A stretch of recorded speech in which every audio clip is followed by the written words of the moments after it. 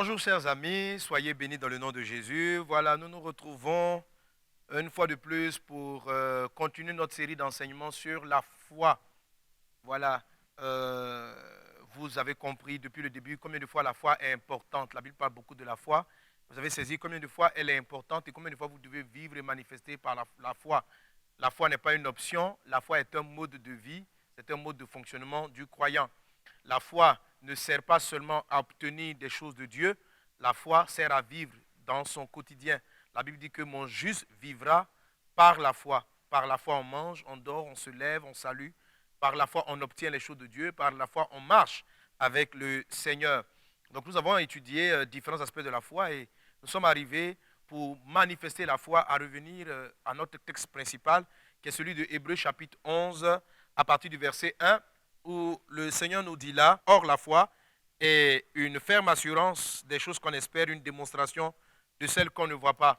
L'auteur de l'Épître aux Hébreux nous révèle dans ce texte le mécanisme de la foi. Et tout le chapitre 11, pratiquement, il présente la foi. Et là, il nous révèle comment la foi fonctionne. On a besoin de savoir comment la foi fonctionne parce qu'on a vu avec l'apôtre Pierre que on aurait pu interpréter que l'apôtre Pierre avait de la foi lorsqu'il s'est jeté dans les eaux essayant de marcher pour rejoindre Jésus. Mais on va voir que Jésus va juger son attitude en disant « Pourquoi as-tu douté ?» Il va dire que Pierre n'a pas eu suffisamment de foi. Pourtant, tout laissait à croire que Pierre manifestait les attitudes de la foi. Donc c'est quoi la foi exactement? Quelquefois, il nous arrive d'avoir la foi et de ne même pas penser qu'on a la foi. Et c'est ce que nous sommes en train de décortiquer et qui est clair au niveau de Hébreux, chapitre 11, verset 1. Ce passage donc révèle d'abord, on retient à l'intérieur de ce texte 5 éléments, on a retenu donc 5 éléments qui nous ont aidés à comprendre le mécanisme de la foi. Il dit donc la foi est une ferme assurance, on n'a pas encore parlé de cela, mais on parlera de la fermeté.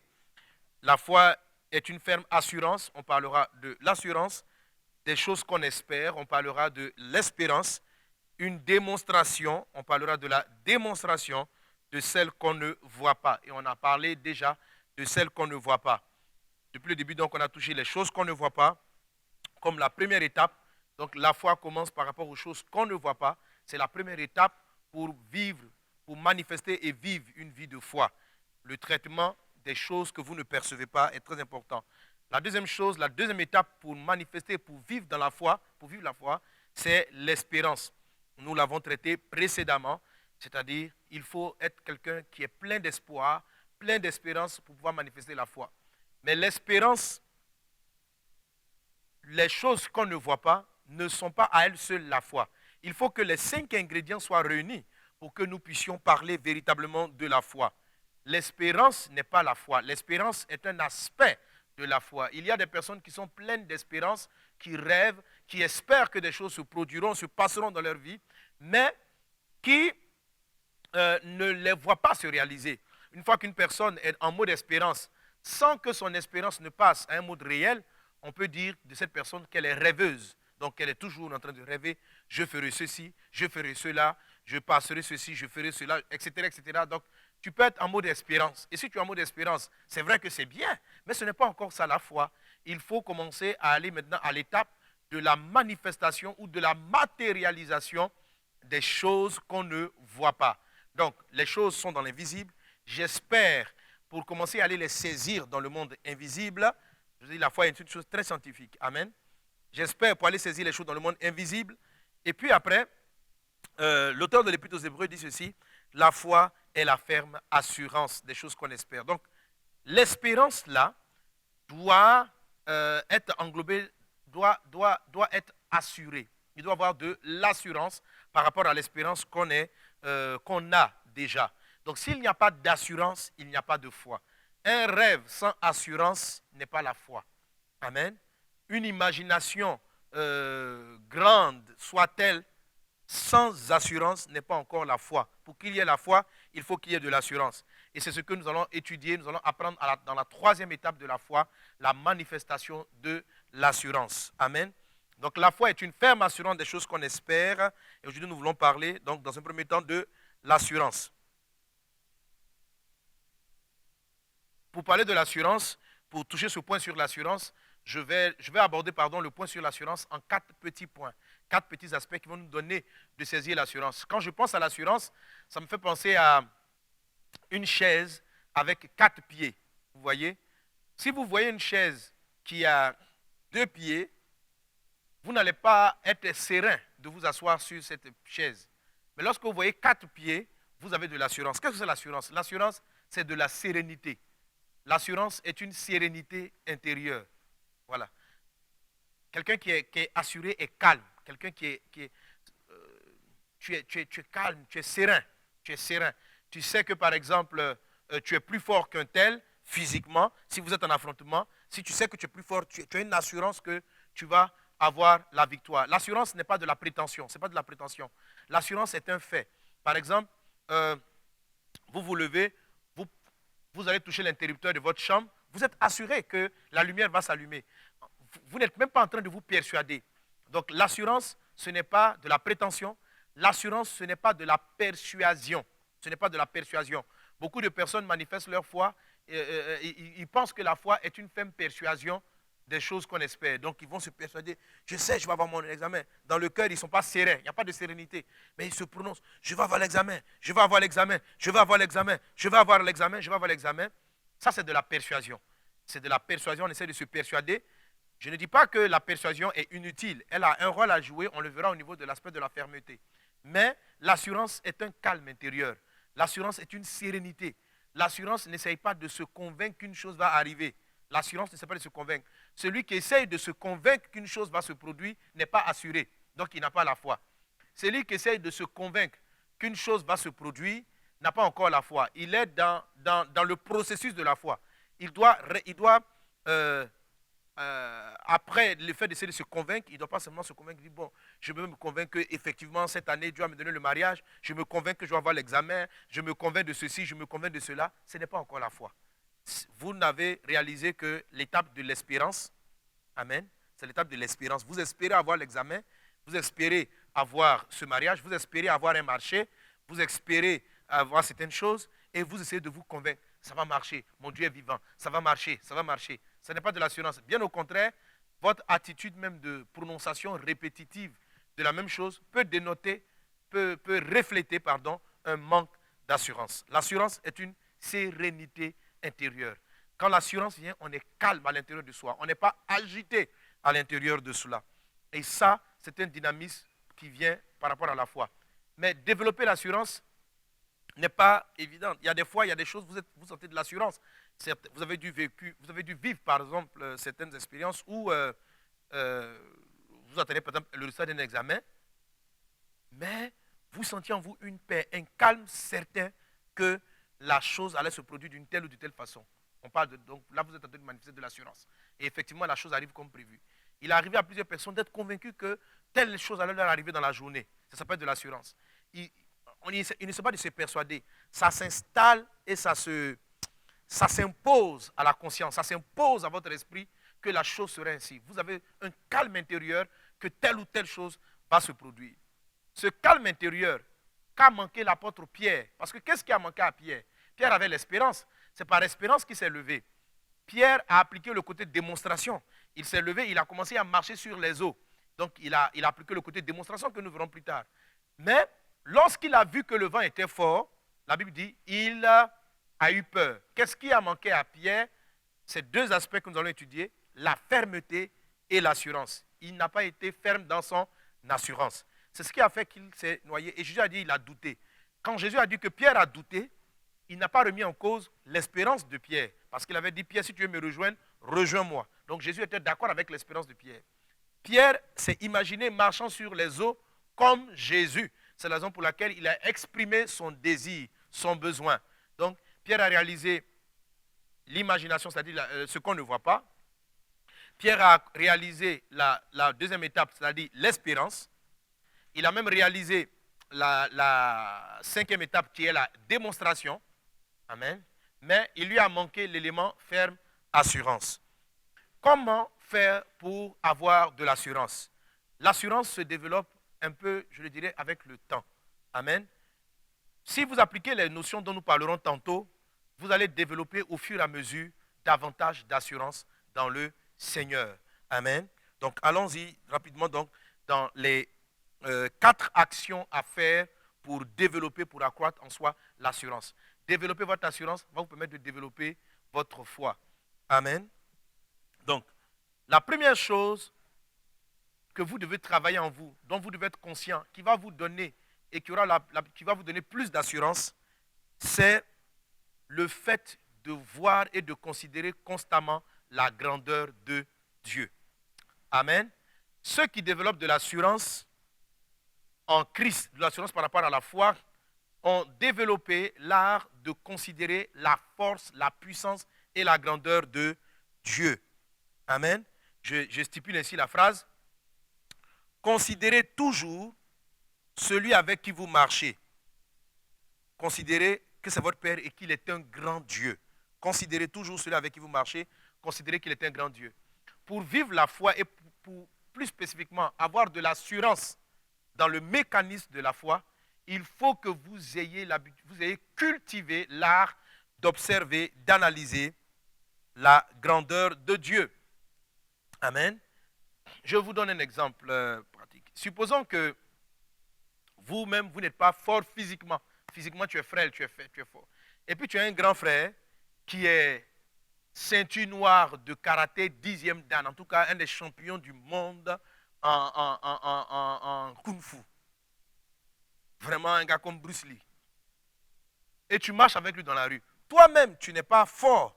Et tu vois devant toi quelqu'un qui te menaçait, quelqu'un qui veut te frapper, quelqu'un qui veut t'agresser. Tu sais que cette personne peut te tuer, peut te vaincre.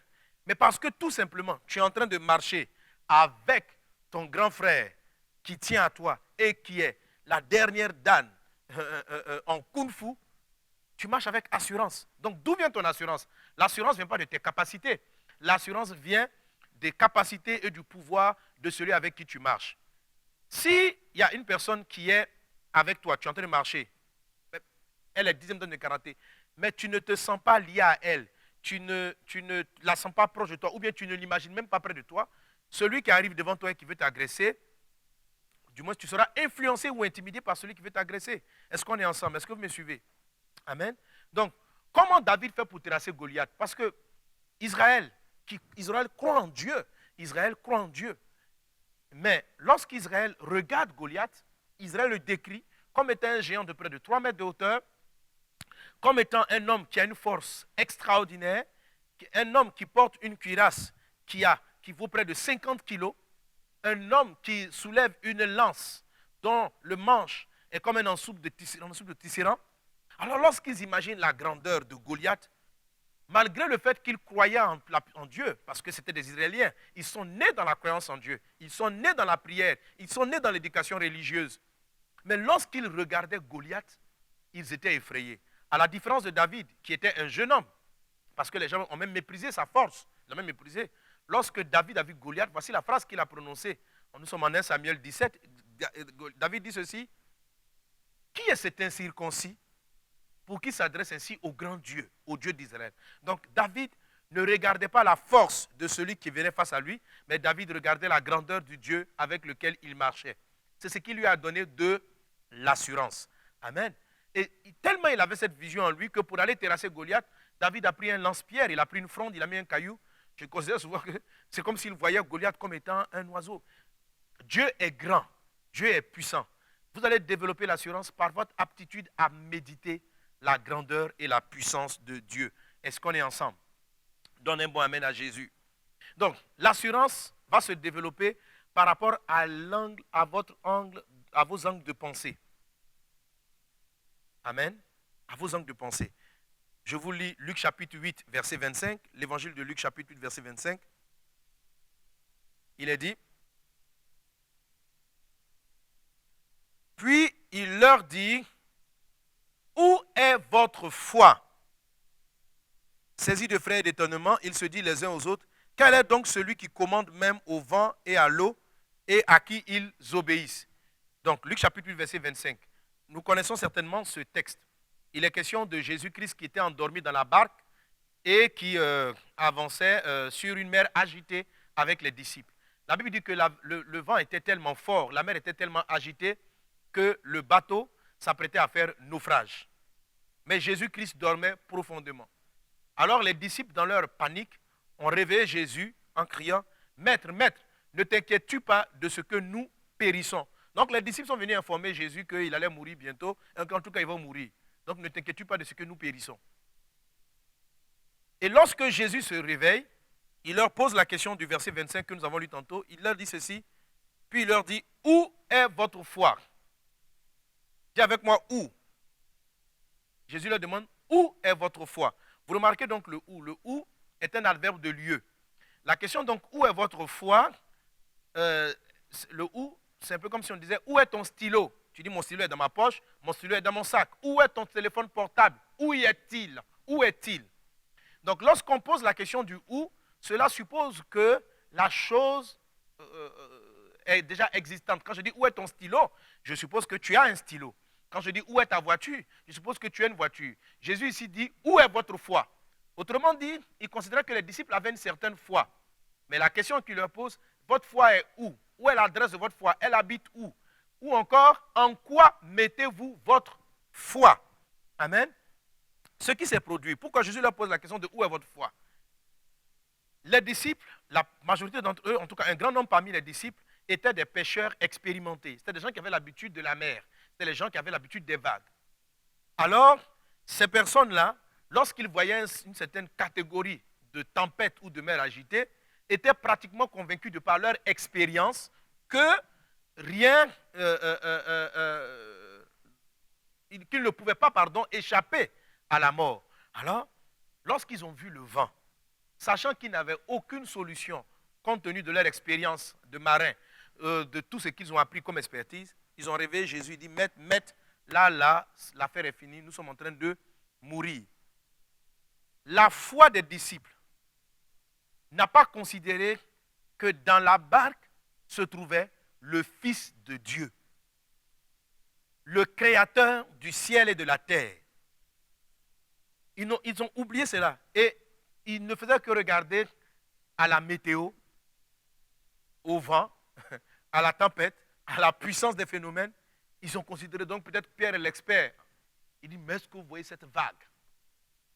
C'est une vague comme ça qui a tué combien de personnes? Bon bref, en fait, toutes ces pensées-là sont revenues en lui et ils ont paniqué parce qu'ils regardaient le vent et non pas la présence du Seigneur. Alors quand Jésus se réveille, il leur dit ceci, où est votre foi? En qui mettez-vous votre foi?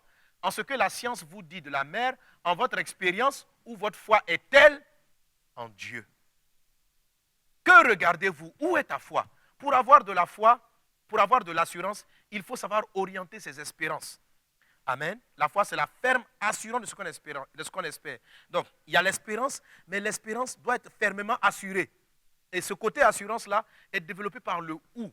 J'ai envie de dire à quelqu'un qui m'écoute, je veux te dire, qu'est-ce que tu regardes dans la vie? Où est ta foi? Que regardes-tu? Que considères-tu? Ce que les docteurs t'ont dit, lorsque par exemple on vient t'annoncer ceci. Monsieur, vous souffrez d'un cancer. Où est ta foi? Est-ce que ta foi est dans la déclaration du médecin? Et comment moi je sais les gens, comment j'arrive à discerner les gens qui n'ont pas la foi? Parce que s'ils ont un mal de tête, oh pasteur, j'ai un mal de tête, près pour moi ça va passer. Mais s'ils viennent annoncer au pasteur qu'ils ont un cancer, l'annonce même, tu l'annonces de manière effroyable, de manière effrayée. En pleurant, pasteur, mauvaise nouvelle. Qu'est-ce qu'il y a? On vient de m'apprendre. Oh Dieu, aie pitié de moi, oh. J'ai un cancer. C'est-à-dire le nom cancer, même ça te cancérise en même temps. Et quand ils disent cancer, tout leur être est effrayé. Mais pourquoi Dieu qui guérit un mal de tête aurait-il un problème à guérir un cancer? Qu'est-ce que le cancer est pour Dieu? Le cancer effraie les médecins. Le cancer effraie la science humaine. Le cancer effraie les connaissances des hommes. Mais le cancer n'est pas un problème pour Dieu. Qui regardes-tu? Que vois-tu? Où est ta foi? Donc, les personnes crient après le Seigneur, Seigneur, sauve-moi de la maladie, mais où est ta foi? Qu'est-ce que tu regardes? De la même manière que Jésus a posé la question aux disciples, où est votre foi? Dieu te pose la question. Pour avoir de l'assurance, il faut savoir où on oriente sa foi. Qui on voit dans nos pensées? Qui on regarde? Jésus-Christ était présent. Les disciples étaient conscients de sa présence. Mais en ce moment-là, ils ont plutôt considéré leur expérience en ce qui concerne la puissance du vent et non pas la grandeur de celui qui était couché dans la barque. Amen. C'est la raison pour laquelle Jésus leur pose la question avec l'adverbe de lieu. Où est votre foi? Quelqu'un me dit, où est ma foi? Dis avec moi, ma foi est en Christ. Alléluia. Et comment est-ce qu'on développe la foi en Christ? Dans ce premier point, pensez à Dieu. Personnellement, comment je travaille ma foi? C'est un exercice. Je la travaille dans l'adoration, dans l'admiration de la puissance de Dieu. Ceux qui cultivent l'adoration, ceux qui cultivent la contemplation de la puissance de Dieu, donc des personnes comme David, qui était un adorateur, vont développer davantage le premier point qui donne de l'assurance. Est-ce que vous me suivez? Ils vont développer, parce qu'en fait, tu prends l'habitude d'observer la grandeur de Dieu. Donc, quand tu regardes une plante, considérez ne serait-ce qu'une feuille, la feuille d'une plante.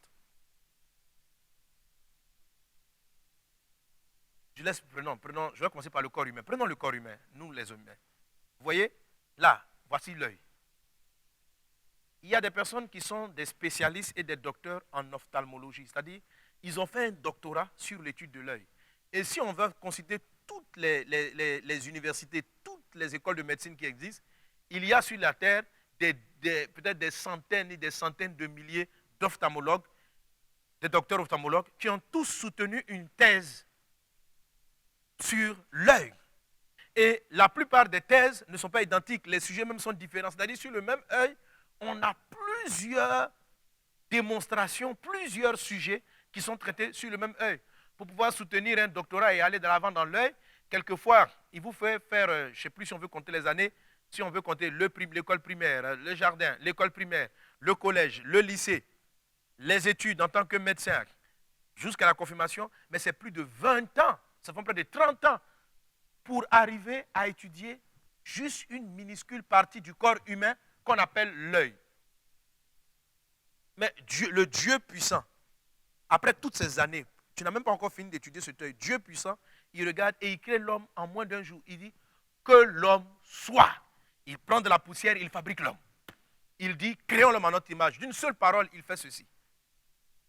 Toi, tu vas prendre toute ta vie, pas pour étudier la création de Dieu, pour étudier une virgule de sa création. Toutes tes années de diplôme ne sont pas suffisantes. Et même quand tu vas avoir un doctorat en ophtalmologie, quelqu'un d'autre va découvrir dans ton même domaine une chose que tu n'as pas vue. Mais Dieu a fait ceci en une seule parole. Certains étudient les plantes.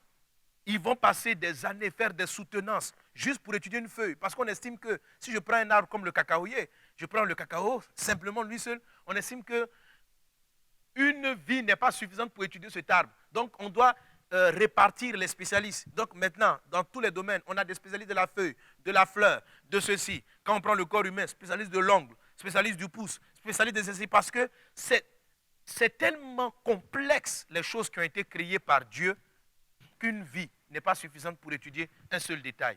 Chers amis, voici le Dieu avec qui vous marchez tous les jours. Voici le Dieu que vous invoquez. Alors dis-moi, ton problème de 1 million, qu'est-ce que c'est devant lui? Lorsque tu es là, tu dois payer ton loyer à la fin du mois. Tu regardes ton salaire. Tu regardes le montant que tu dois. Le Seigneur te dit, où est ta foi? Ta foi est dans ce que tu vis. Où es-tu en train de regarder ma gloire? Es-tu en train de regarder ma puissance? Qu'est-ce que c'est 50 000 francs, 100 000 francs, 10 millions, 1 million d'euros, 1 milliard de dollars pour Dieu? Quand j'entends le chiffre, mon corps tremble. Je perds de l'assurance. Mais si j'ai cultivé en moi l'art de regarder la grandeur de Dieu, je vais cultiver de l'assurance. C'est pourquoi le premier point est beaucoup développé par les adorateurs. Parce qu'un adorateur, c'est quelqu'un qui prend le temps d'admirer les choses que Dieu fait. David de premier point dit, oh, quand je vois les flots de la mer, quand je vois ceci, à force de regarder ce que Dieu fait, il se rend compte que son Dieu est grand, son Dieu est puissant, son Dieu est fort. Et au fur et à mesure, en fonctionnant de la sorte, il développe en lui-même ce qu'on appelle de l'assurance. Amen. Donc l'assurance se développe premièrement parce que vous considérez la grandeur de celui avec qui vous marchez. L'assurance se développe parce que vous prenez le temps de vous focaliser ou de remarquer, d'admirer la puissance et la force de Dieu. Quand vous sentez comment Dieu est fort, Dieu est serein, Dieu est grand, vous êtes un peu plus serein dans votre être intérieur. Amen. C'est très important. C'est pourquoi, dans la prière du Notre Père, le Seigneur dit, quand vous voulez demander une chose à Dieu, lorsque vous voulez prier, commencez par dire, Notre Père qui est aux cieux. Notre Père qui est aux cieux. Dans Matthieu chapitre 6, verset 9. Notre Père qui est aux cieux. Il est en train de dire, quand tu vas commencer avant de prier, de demander, je veux une voiture, je veux voyager, Seigneur, guéris mon frère qui est malade. Il dit, avant de le faire, pense d'abord à moi, Dieu, qui règne dans le ciel. Et ça, c'est un exercice que je fais dans la prière et je vous le conseille vraiment à vous qui êtes des élèves et qui étudiez la foi. Quand vous priez, commencez par notre Père qui est dans les cieux. Je ne parle pas de la récitation de la prière, je parle de focaliser votre pensée sur la grandeur de Dieu. Ça va vous donner beaucoup plus de calme intérieur avant de demander au Seigneur, donne-moi tel montant d'argent dont j'ai besoin pour décanter telle situation. Donc quand je commence, notre Père qui est dans les cieux, je vois d'abord que Dieu est mon papa, je vais revenir là-dessus tout à l'heure. Je vois qu'il est dans le ciel, c'est-à-dire il est au-dessus de tout. Il est plus grand que tout. Il est au-dessus des lois terrestres. Il est au-dessus des règles terrestres. Donc ce qui est vrai sur la terre, qui dit que tu as fait ceci, tu as fait cela, donc tu auras telle condamnation. La loi de cause à effet, qui dit ce que tu sèmes, c'est ce que tu moissonnes. Dieu peut la suspendre parce qu'il est au-dessus d'elle. Il est au-dessus de ces choses-là. Et le Seigneur veut que nous apprenions à regarder, à contempler sa grandeur au-dessus de toutes choses. Et lorsque nous regardons et nous considérons cette grandeur, nous sommes plus aptes à savoir demander ce que nous voulons au Seigneur. Et nous allons développer donc de l'assurance. Et lorsqu'on est fermement assuré de ce qu'on espère, on reçoit ce qu'on a demandé au Seigneur et on a la vie de la foi. Mon juste vivra par la foi signifie que dans ma vie de tous les jours, je marche avec assurance parce que je sais en qui je suis caché, parce que je sais avec qui je marche. C'est pourquoi la foi est un mode de vie, n'est pas seulement un moyen d'obtention. Je marche avec assurance dans la vie. Lorsque vous êtes, on vous a nommé directeur de la police, quand vous marchez, vous n'avez pas peur des voleurs. Même si vous êtes plus mince que les voleurs, plus faible, vous avez les armes, vous avez une certaine assurance à cause du titre que l'État de Côte d'Ivoire, que l'État du pays dans lequel vous êtes vous a donné. C'est très important de considérer ces choses-là.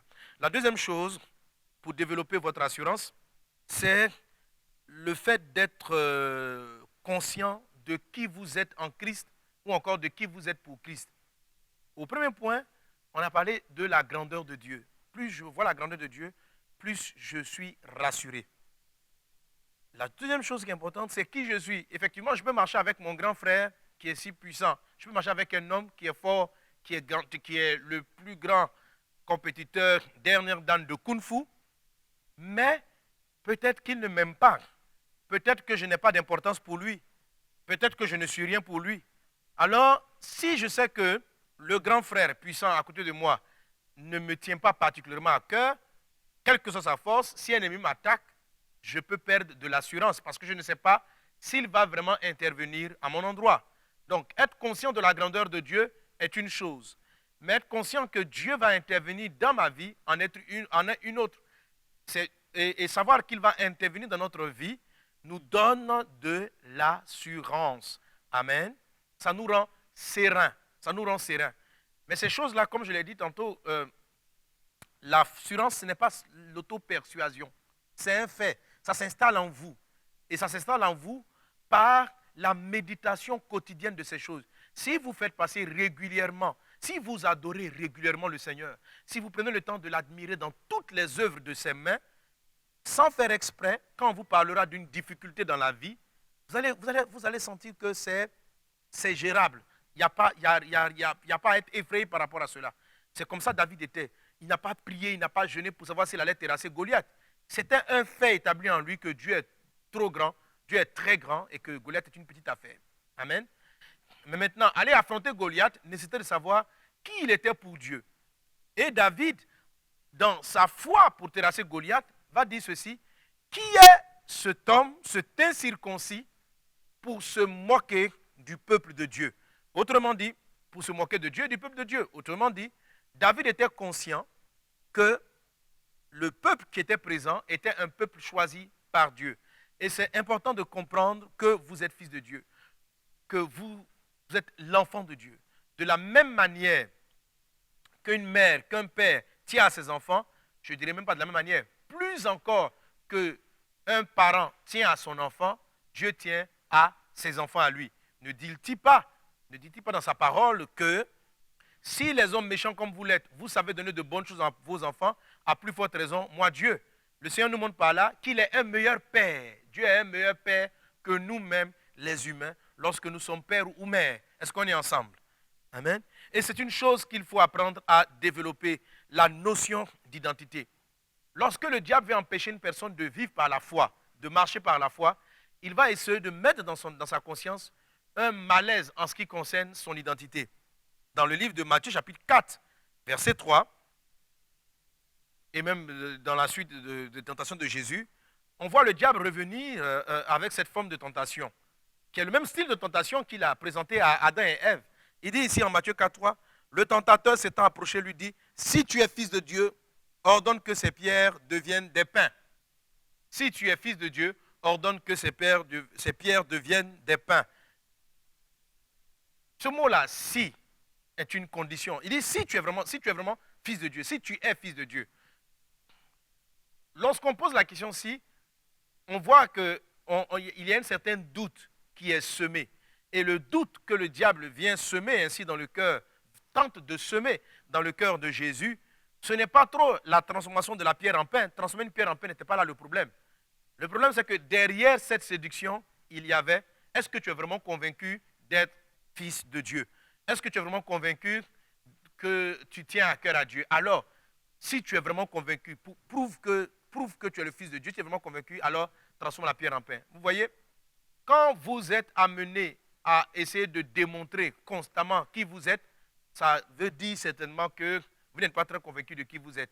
Imaginez-vous un homme, ça va me dire, si tu es garçon, fais ceci. Si tu es vraiment garçon et vous aussi vous vous levez pour prouver que vous êtes un garçon, vous faites cela. Ça veut dire que vous-même vous n'êtes pas convaincu d'être garçon. On n'a pas à prouver ce qu'on est. On n'a pas à prouver qui on est. C'est quelque chose qui est établi en soi. De la même façon que le diable a essayé de remettre en cause la filiation de Jésus en disant si tu es le Fils de Dieu, Satan va vous tenter pareillement. C'est la même tentation qu'il est pris à Adam et à Ève. Il dit ceci, Dieu a-t-il réellement dit qu'en mangeant ce fruit, etc., etc. Donc, il va amener à faire douter des déclarations et des propos de Dieu. Et là, qu'est-ce qu'il veut faire? C'est qui je représente, qui Christ représente auprès de Dieu. Amen. Est-ce que Dieu est prêt à se livrer, à se donner pour toi, à mourir pour toi, à s'investir pour toi? C'est la raison pour laquelle, encore pour revenir à la prière de notre Père, le Seigneur dit lorsque vous priez, dites ceci, notre Père, c'est-à-dire Papa, Papa. Parce que lorsque je prie et puis je dis mon Dieu, dans mon esprit, je peux inconsciemment voir le Dieu de tout le monde. Le Dieu de tout le monde. Il est le Dieu de tout le monde. Donc, pourquoi il interviendra spécifiquement en ma faveur? Jésus dit non, ne priez pas en disant mon Dieu. Quand vous priez, dites Papa, toi qui es dans le ciel. Parce que là, ça donne un peu plus d'assurance. Lorsque tu appelles ton papa Papa, c'est différent d'un père qui passe par là, c'est différent d'une personne adulte qui est bonne de cœur. Donc quelqu'un peut être bon de cœur, peut être altruiste, peut donner à tout le monde, peut être bon. Mais s'il est ton père, tu es privilégié par rapport aux autres. David savait qu'il allait terrasser Goliath parce qu'il faisait partie du peuple apprécié de Dieu. Ça, c'est une chose que vous devez apprendre à cultiver. Beaucoup de chrétiens sont comme le fils aîné dans l'histoire du fils prodigue. Vous la connaissez? Je vais vous inviter à la lire. On ne va pas l'afficher à l'écran. Mais dans le livre de Luc, l'évangile selon Luc, chapitre 15, à partir du verset 11, il est question d'un homme qui avait 2 enfants. Un aîné et un plus jeune. Le plus jeune est venu dire à son père, donne-moi la part de mon héritage, je vais aller dilapider les biens, je vais aller, me débrouiller par moi-même. Le fils aîné est resté sagement à la maison. Le fils dit prodigue, donc, va s'éloigner, et la Bible dit qu'il va dilapider ses biens. Il va tomber dans une grande pauvreté qui va l'amener à être un travailleur au sein même des porcheries, dans une porcherie. Il va être dans une situation extrêmement misérable, au point où le traitement qu'il avait était inférieur au traitement que son père offrait à ses serviteurs dans son pays d'origine. Et puis, il va réfléchir en lui-même, il va dire, bon, j'ai péché, j'ai mal agi, je vais aller voir papa, je vais lui demander pardon. Et le fils prodigue donc va rentrer chez lui à la maison, il va voir son père, il va lui demander pardon. Il dit, je ne suis plus digne d'être appelé ton fils, traite-moi même comme un serviteur. Parce que là où j'étais, je me suis rendu compte que toi-même, tes serviteurs étaient mieux traités, je préfère être serviteur dans la maison, ne me donne plus le titre de fils, parce que je ne me suis pas comporté comme tel. Mais le problème de filiation n'est pas un problème de mérite. Je ne suis pas fils parce que je fais bien, et je ne suis pas, quand je fais mal, je ne suis plus le fils. Votre enfant est votre enfant. Votre enfant est votre enfant. Nous sommes des enfants de Dieu. Ce n'est pas une caution au péché. Je vais vous faire référence à vous, je vais vous demander de vous référer à l'enseignement sur la nouvelle création. Ce n'est pas une caution au péché. Voilà. Votre père est votre père. Parce qu'il est votre père, vous devez avoir une attitude exemplaire. Vous devez avoir un bon comportement. Mais la nouvelle naissance ne se mérite pas. La nouvelle naissance, le fait d'être fils de Dieu ne s'achète pas par la piété. C'est pourquoi la Bible dit que nous ne sommes pas sauvés par les œuvres, nous sommes sauvés par la foi. C'est parce qu'on a cru qu'on est devenu fils de Dieu. Et c'est parce qu'on est fils de Dieu qu'on va vivre dignement, qu'on va adopter le comportement digne du fils de Dieu. Mais ce n'est pas parce qu'on se comporte bien qu'on est fils de Dieu. C'est parce qu'on est fils de Dieu qu'on doit bien se comporter. Amen. Il faut avoir cette bonne notion. Donc, il est le fils. Et le père dit, mais tu es mon fils. Rentre à la maison, il tue le veau gras, il fait une fête pour son fils qui est de retour. Le grand frère, revenant des champs, voit qu'il y a de la musique chez lui à la maison. Il dit, mais qu'est-ce qui se passe? On dit, ton jeune frère est revenu et ton père a tué le veau gras pour lui. Et le grand frère, donc, on va reprendre là, je vais lire à partir du verset 25. Il a dit, or le fils aîné, étant dans les champs, lorsqu'il revint, approcha de la maison, il entendit la musique et les danses. Verset 26, il appela un des serviteurs et lui demanda ce qui c'était. Ce serviteur lui dit, ton père est de retour et parce qu'il l'a retrouvé en bonne... Pardon, ton frère est de retour. Et parce qu'il l'a retrouvé en bonne santé, ton père a tué le veau gras. Il se mit en colère et ne voulut pas entrer. Son père sortit et le pria d'entrer, mais il répondit à son père, voici, il y a tant d'années que je te sers, sans avoir jamais transgressé tes ordres, et jamais tu ne m'as donné un chevreau pour que je me réjouisse avec mes amis. Et quand ton fils est arrivé, celui qui a mangé ton bien avec des prostituées, c'est pour lui que tu as tué le veau gras. Mon enfant lui dit, le père, tu es toujours avec moi et tout ce que j'ai est à toi. Amen. Il fallait bien s'égayer, se réjouir parce que ton frère que voici était mort et qu'il est revenu à la vie, parce qu'il était perdu et qu'il est retrouvé. Voilà, donc on constate que le fils aîné se privait de choses dans la maison parce qu'il estimait qu'il devait mériter. Il dit à son papa, moi je suis resté fidèle. Je suis resté fidèle, tu aurais dû me récompenser avec un veau gras. Autrement dit. Et c'est l'infidèle que tu récompenses par le veau gras. Et dans l'enseignement sur la nouvelle création, je vous enseigne ceci que, et je le dis, lorsqu'on est fils, tout ce qui appartient au Père appartient au Fils. Amen. Il y a des choses qui sont déjà à vous, mais pour lesquelles vous vous gênez, parce que inconsciemment, vous ne réalisez pas encore que vous êtes vraiment fils. Et c'est là le problème du fils aîné. Son père lui répond, il dit, mais tout ce que j'ai est à toi. Tout ce qui m'appartient à toi. Si tu voulais manger le veau gras, il fallait le manger, il t'appartient. Tu es copropriétaire. Autrement dit, le fils prodigue avait mieux compris son identité, parce que le fils prodigue vient dire au père, partage, donne-moi la part de mes biens. Autrement dit, il n'a pas travaillé pour acquérir cela, mais parce qu'il est conscient qu'il est fils, alors tout ce qui appartient à son père est à lui, donc on doit partager les choses de part égale. Le fils est héritier légitime, mais le fils aîné dans son esprit avait été empoisonné par le diable. Et il avait envie de manger le veau gras, mais il se réservait, est-ce que papa va me donner ça? Bon, il faut que je travaille mieux, il faut que je travaille mieux. Et il voyait que son père ne le récompensait pas par les veaux gras. Mais son père ne peut pas le récompenser parce que le veau gras lui appartient. Il suffisait seulement qu'il vienne dire à son père, j'ai une fête avec mes amis, est-ce que je peux prendre le veau gras? Son papa pouvait lui dire non ou oui en fonction du besoin qu'il avait. Mais c'était à lui. La chose lui appartenait. C'est pourquoi prenez garde. Lorsque Satan arrive à vous faire douter de votre filiation avec Dieu, du fait que vous soyez fils de Dieu, vous n'avez pas la foi quand vous demandez. Vous demandez, mais vous n'êtes pas sûr de recevoir parce que vous ne savez pas réellement qui vous êtes. Amen. C'est pour cela. La deuxième chose à faire, pour développer la foi, pour développer de l'assurance, dites-vous constamment, rappelez-vous régulièrement que vous êtes fils de Dieu. Le fait que vous ayez un passé dans le monde, que nous ayons un passé dans le monde, fait que souvent cette vérité-là, on n'arrive pas à vite se l'inculquer. Le temps va permettre. La Bible dit que nous avons été régénérés par la parole vivante et permanente de Dieu. Donc, à force de nous donner la parole de Dieu, elle va finir par extirper de nous le mensonge intérieur selon lequel nous sommes simplement une créature de Dieu comme tous les autres.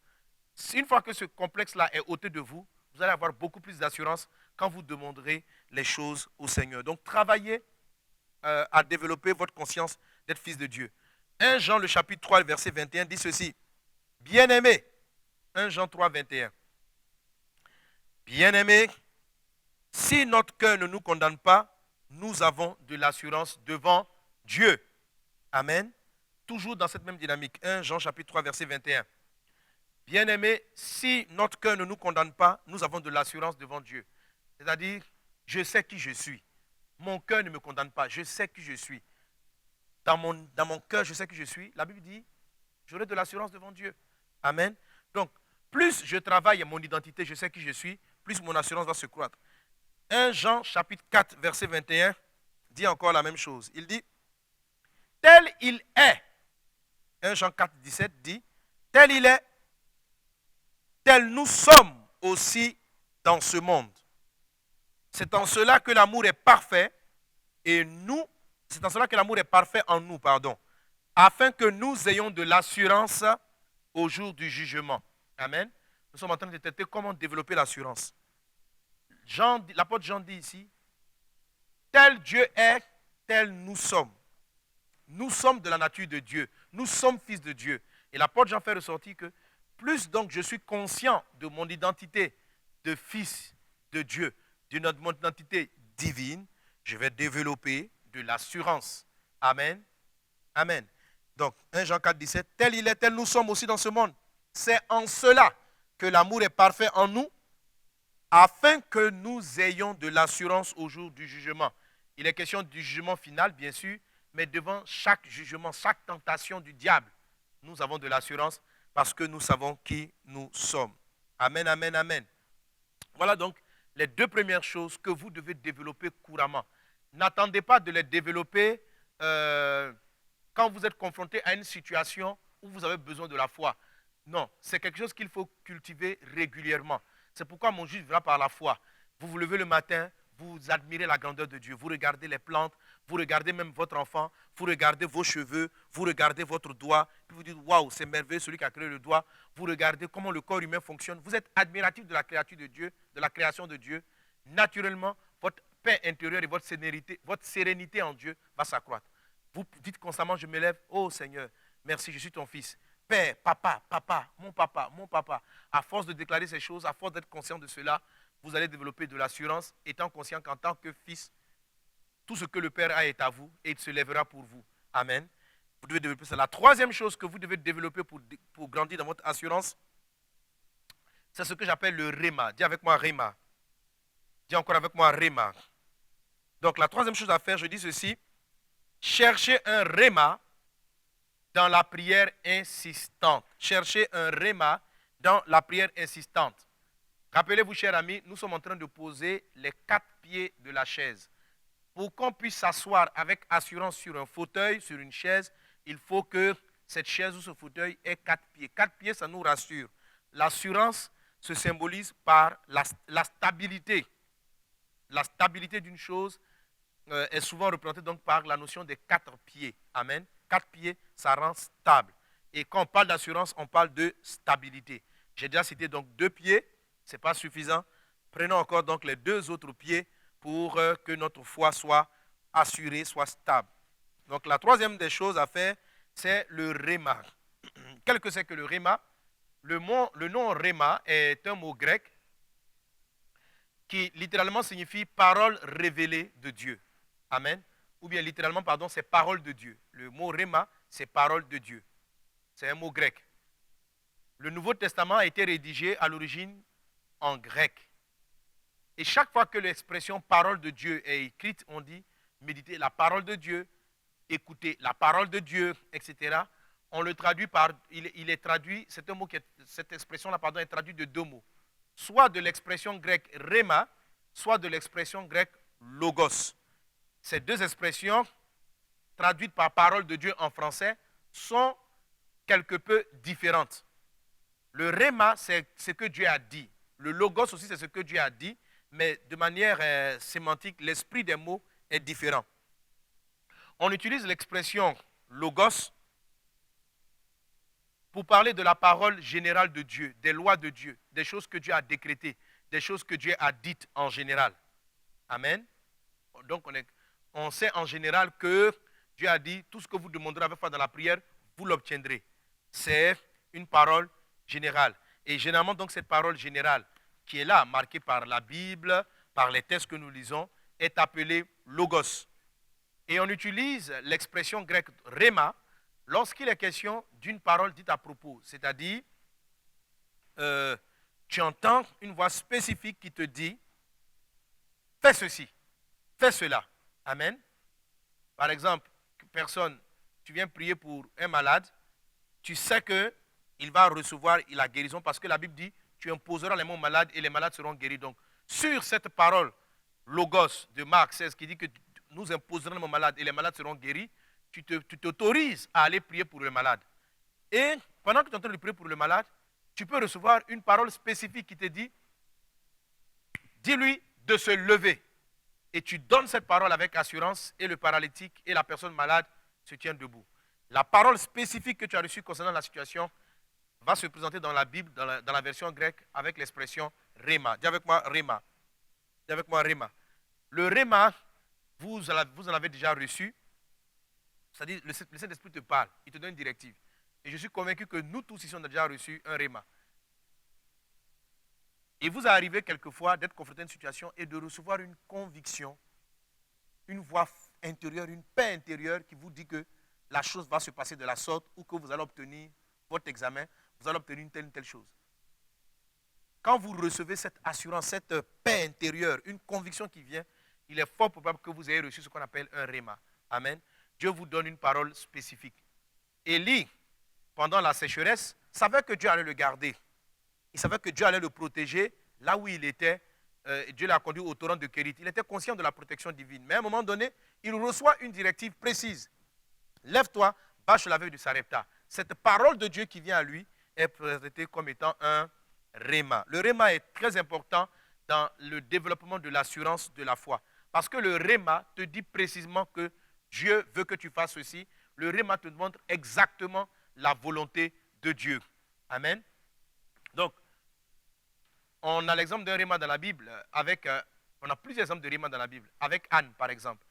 Anne, la mère de Samuel, connaissait les textes des Saintes Écritures qui disaient qu'il n'y aurait pas de stérile dans le peuple d'Israël. Mais dans la pratique, il y en a eu, il y en avait. Certaines personnes sont même décédées stériles.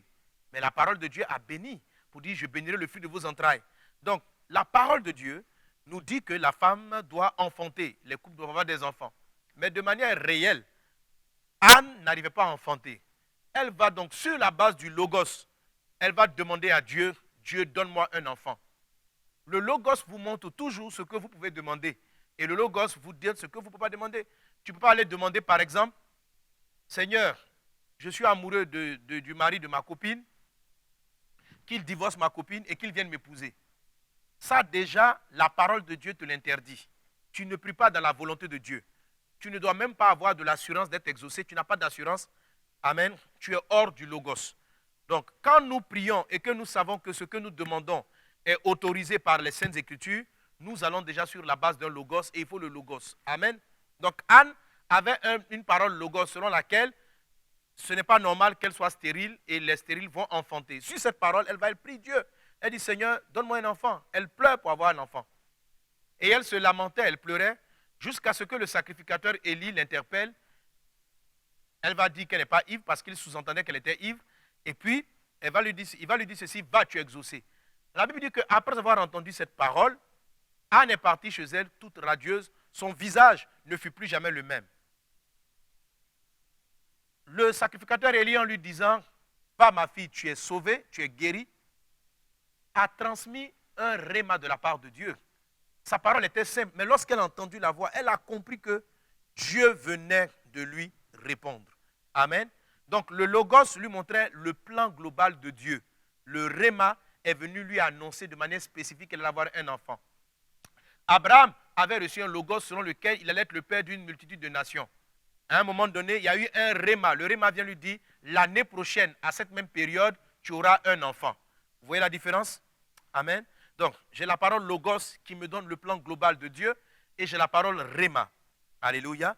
Toutes ces deux types de paroles, donc le Logos et le Réma, sont indispensables dans le développement de l'assurance. Dans le livre de 1 Jean, chapitre 5, verset 14, il est dit, 1 Jean 5, 14, nous avons auprès de lui cette assurance. Dis avec moi encore assurance.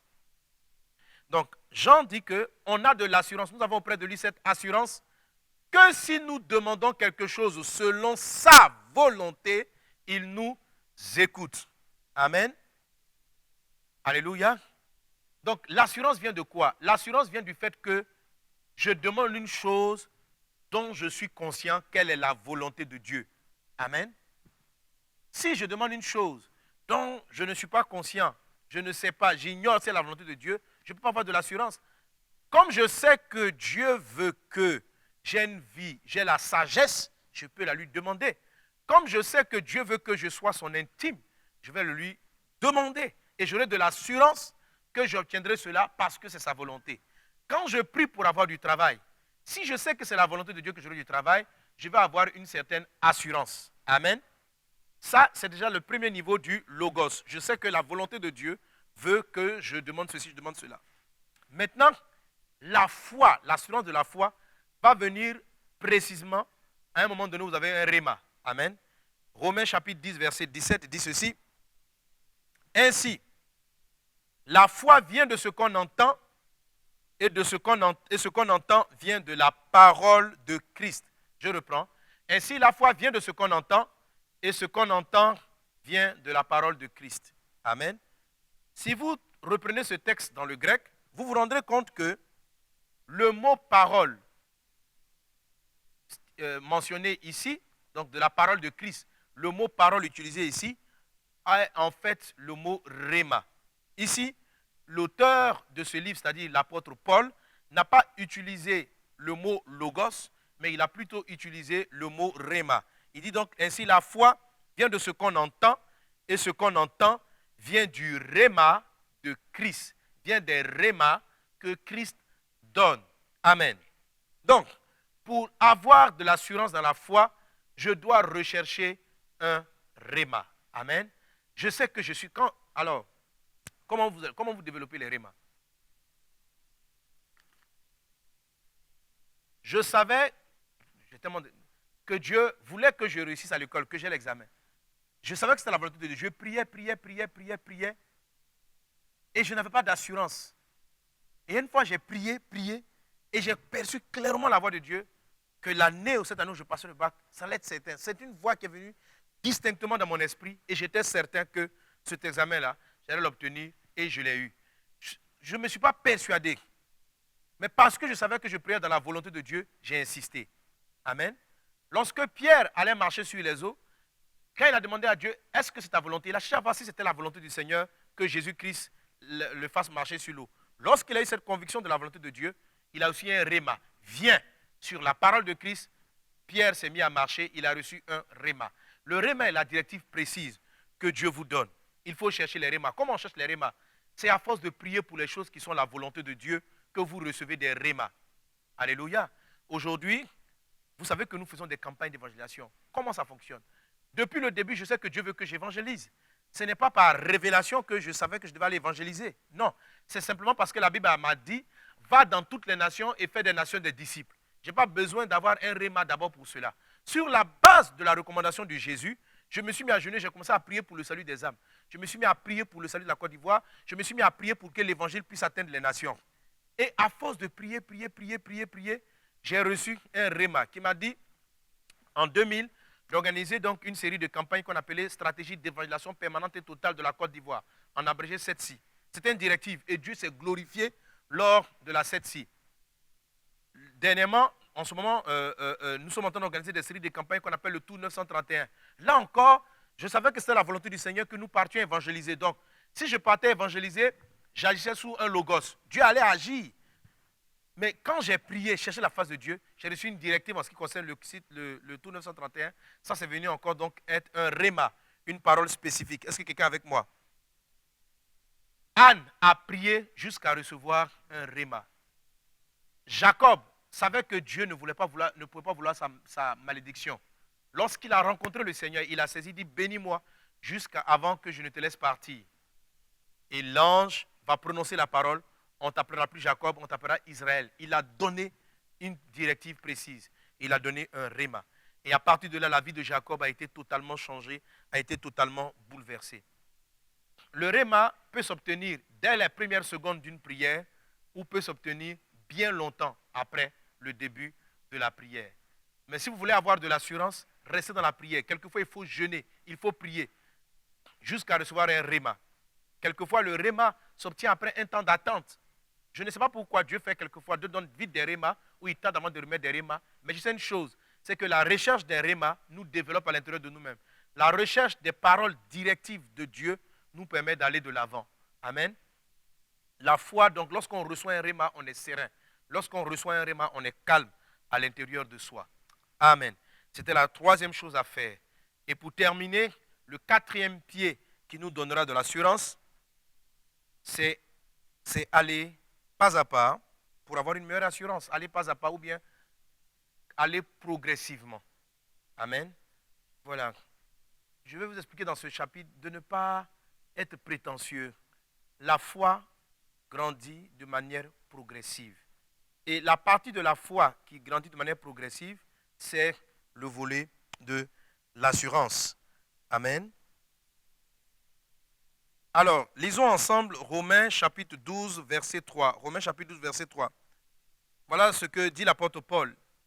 Par la grâce qui m'a été donnée, je dis à chacun de vous de n'avoir pas de lui-même une trop haute opinion, mais de revêtir des sentiments modestes selon la mesure de foi que Dieu a départie en chacun. Amen. L'apôtre Paul nous fait comprendre ici que Dieu a départi en chacun de nous une mesure de foi. C'est-à-dire que le degré de foi des uns et des autres n'est pas pareil. On n'a pas le même degré de foi.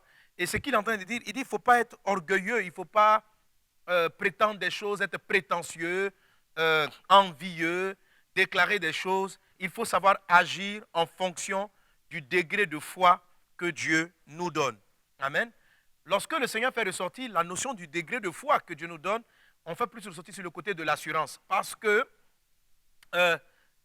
plus on est nouveau dans la foi ou nouveau dans une certaine dimension, on manque d'assurance. On manque d'assurance. C'est normal. Regardez un enfant qui commence à marcher.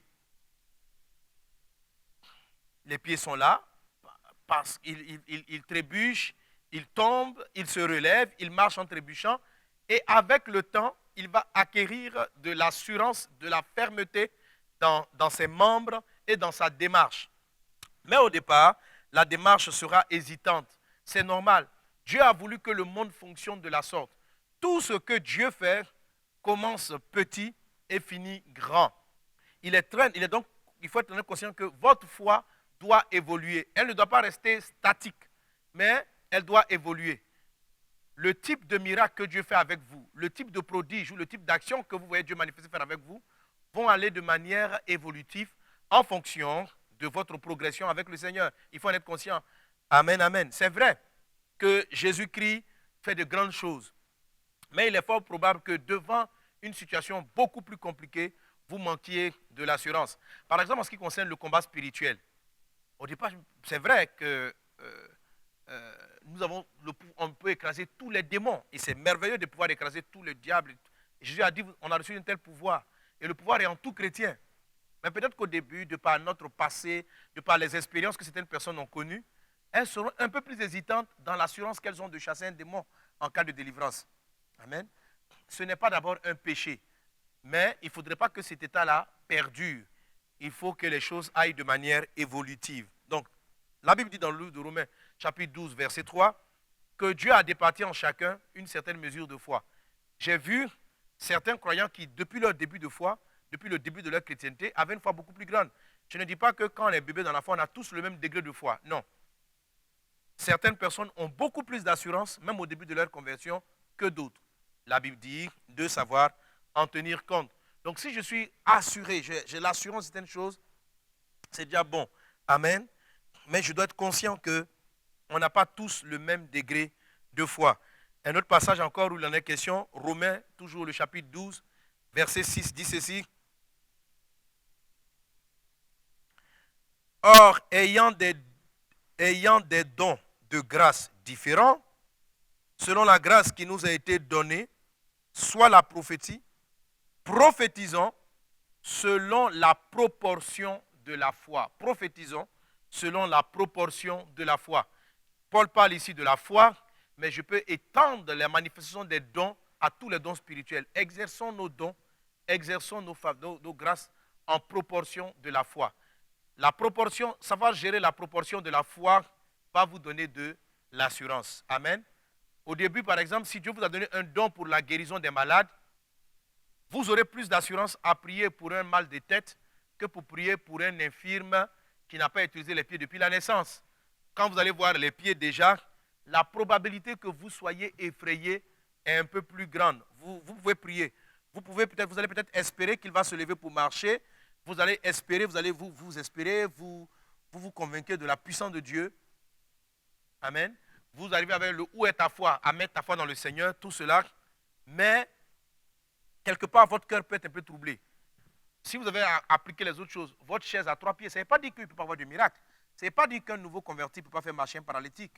Il peut avoir une foi qui est beaucoup plus grande, parce que c'est Dieu qui répartit la foi. Il répartit la foi dans les cœurs de chacun. Amen. Donc, même un nouveau converti peut prier pour qu'un aveugle voie, peut prier pour tout cela. Mais, tu es conscient que lorsque tu vois le paralytique, tu manques d'assurance en toi. Ne te culpabilise pas. Amen. Sois plus à l'aise à prier pour les maux de tête, pour des petits bobos, et déjà à constater les miracles au niveau des petits bobos. Et toutes ces choses-là vont te donner de l'assurance et tu pourras aller progressivement à une foi beaucoup plus grande. Mais il faut être conscient que la foi doit progresser, elle doit évoluer, elle ne doit pas rester statique. Amen. La Bible dit ceci, 1 Timothée chapitre 3 verset 13 dit ceci. Car ceux qui remplissent convenablement leur ministère s'acquièrent un rang honorable et une grande assurance dans la foi en Jésus-Christ. Amen. Donc, à chaque étape de votre vie chrétienne, Dieu vous demande de faire certaines choses. Faites-les bien, faites-les convenablement, faites sérieusement ce que vous avez à faire. Si ta foi commence dans l'église à simplement chanter, chante bien, chante convenablement. Si c'est balayer le temple de l'église, fais-le bien. Je vous ai dit que la foi est un mode de vie. Ça intervient quand tu balayes le temple, ça intervient quand tu chantes, ça intervient quand tu danses. La foi est un mode de pensée qui intervient dans tous les domaines de la vie. Mais pour avoir de l'assurance, faites bien et convenablement tout ce que vous avez à faire dans la maison du Seigneur. Dieu t'appelle à gérer même le son. Donne tout ton cœur. Remplis convenablement ton ministère. Amen. Quand tu vas commencer à remplir convenablement ton ministère, il y a une chose qui va se passer. 1 Timothée 3, 13 va dire, car ceux qui remplissent convenablement leur ministère, ils vont s'acquérir un rang honorable. C'est-à-dire, progressivement, ils vont évoluer, ils vont graduellement évoluer dans leur intimité avec le Seigneur et une grande assurance dans la foi. Alléluia. Donc, à force de faire quelque chose, je développe l'aspect assurance de la foi. C'est ce que l'apôtre Paul nous révèle en 1 Timothée, le chapitre 3, le verset 13. Donc, si vous voulez faire grandir votre assurance, allez, faites-la évoluer de manière progressive. Amen. Maintenant, une chose que je veux signaler, j'ai rencontré il y a des années de cela, quand j'étais encore élève au lycée, un jeune homme que j'avais évangélisé, qui s'est donné au Seigneur, et qui a été très vite à sa conversion, revêtu de l'onction de Dieu, revêtu du Saint-Esprit. Vous aurez par une autre formation, je parle du revêtement de l'Esprit Saint. Il était revêtu de Dieu, et ce jeune homme manifestait une foi, à peine s'était converti, mais une foi hors norme. Déjà, à celui de la conversion, les aveugles voyaient, des choses extraordinaires se produisaient. Le gars était capable de déclarer des choses et toutes choses arrivaient. Il marchait sous une puissance divine extraordinaire. Il avait ce que j'ai appelé, je vais vous l'expliquer plus tard dans une autre série de cours, ce qu'on appelle un revêtement de l'esprit. Mais ce qu'on appelle le revêtement de l'esprit n'est pas chronique. Voilà.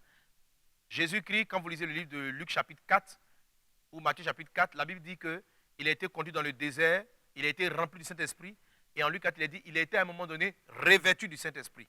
Je parle donc du revêtement de l'Esprit. Un peu comme 3 étapes dans le fonctionnement du Saint-Esprit avec nous.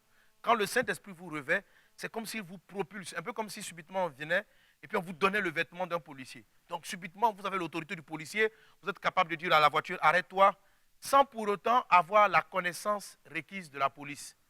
Parce que vous avez porté la tenue, l'atmosphère et l'environnement vous considèrent comme étant un policier et vous octroient pendant une période, n'est-ce pas, le pouvoir et l'autorité de la police. Mais parce que vous n'avez pas le diplôme de policier, parce que vous n'êtes pas habilité à porter la tenue, on peut vous la retirer pour une raison ou pour une autre. Donc l'onction peut se communiquer. Quelqu'un peut démarrer avec une onction très forte qui amène à faire des choses extraordinaires. Amen. Quand, si Dieu vous a donné de vivre des expériences similaires, c'est très bon. Il y a une chose qu'il ne faut surtout pas manquer de faire, c'est de laisser votre ministère grandir progressivement pour que vous soyez à même de supporter le revêtement que Dieu vous donne. Alléluia. Que vous soyez à même de supporter le revêtement que Dieu vous donne. La Bible dit que ceux qui servent convenablement grandissent de l'intérieur. Il est écrit encore, ne prends pas un nouveau converti pour lui donner la place d'un ancien. Il dit de peur qu'il ne tombe sous les pièges du diable, que l'orgueil le vienne envahir. Parce qu'il n'a pas pris le temps de grandir progressivement, de laisser les choses mûrir en lui. Alléluia. Il faut laisser les choses mûrir en vous-même. Et lorsque les choses mûrissent en vous, vous êtes à même de supporter le revêtement. Pourquoi j'ai parlé du revêtement? Parce qu'il est capable de vous faire faire des prodiges au-delà de votre vrai niveau d'assurance et de votre vrai niveau de foi. Parce que quand l'onction vous saisit, quand le revêtement vient sur vous, vous êtes capable de faire des exploits. Mais les exploits que vous faites ne sont pas forcément équivalents à votre niveau de progression dans le Seigneur. Amen.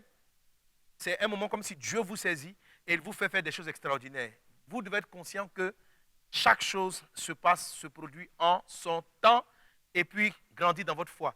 Quand le revêtement vient, utilisez-le, Dieu vous le donne pour être utilisé. N'ayez pas honte, chassez les démons, produisez des prodiges et des miracles, mais asseyez-vous, servez humblement. Ne regardez pas l'onction. Plusieurs sont morts ainsi parce qu'ils ont eu le revêtement de l'onction.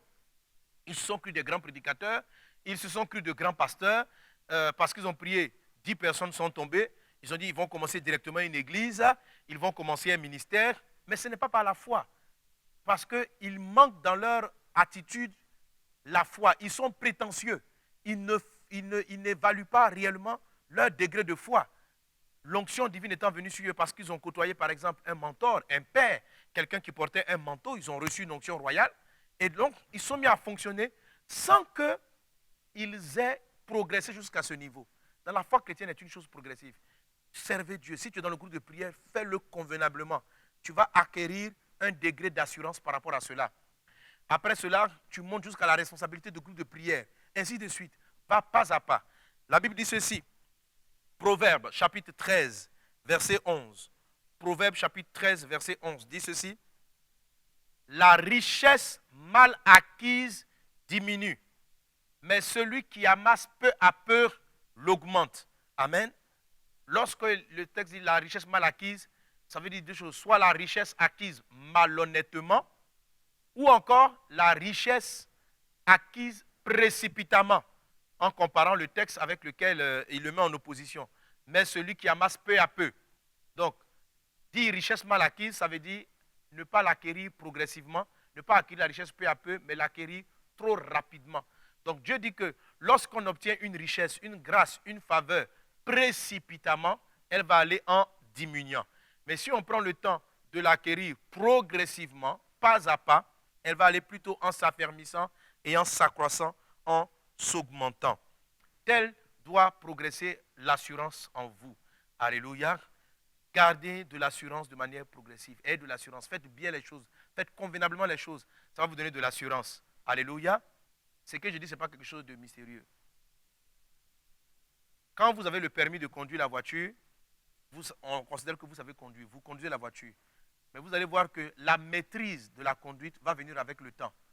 Qu'est-ce qui fait qu'un nouveau chauffeur conduit moins bien qu'un chauffeur expérimenté?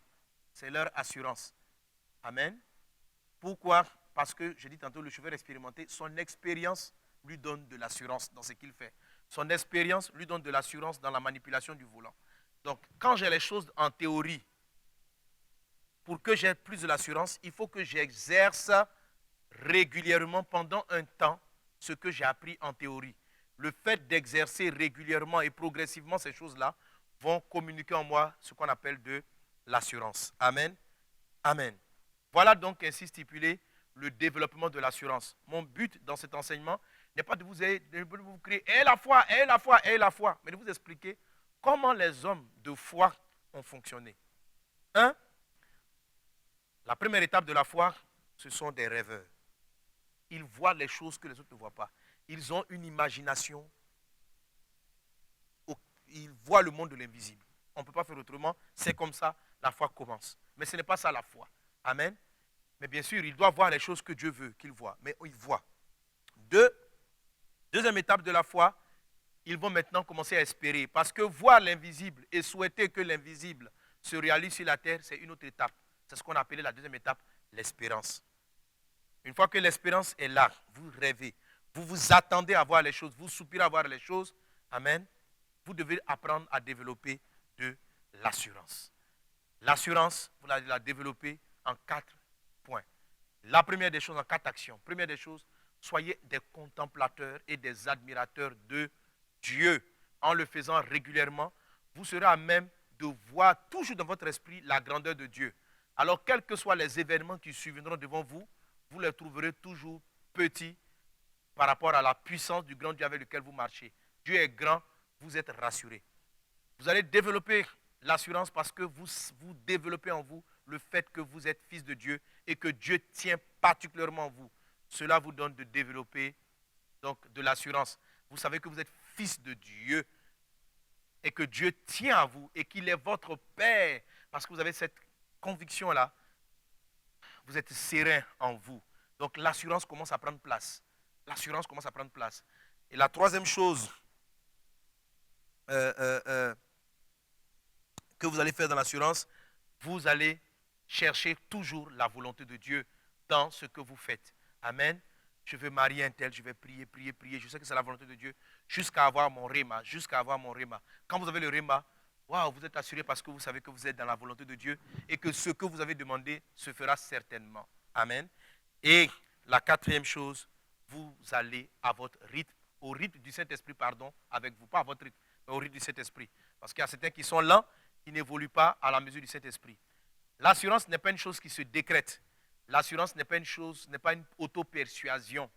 L'assurance est une sérénité intérieure. Elle s'acquiert avec le temps. Elle s'acquiert avec le temps.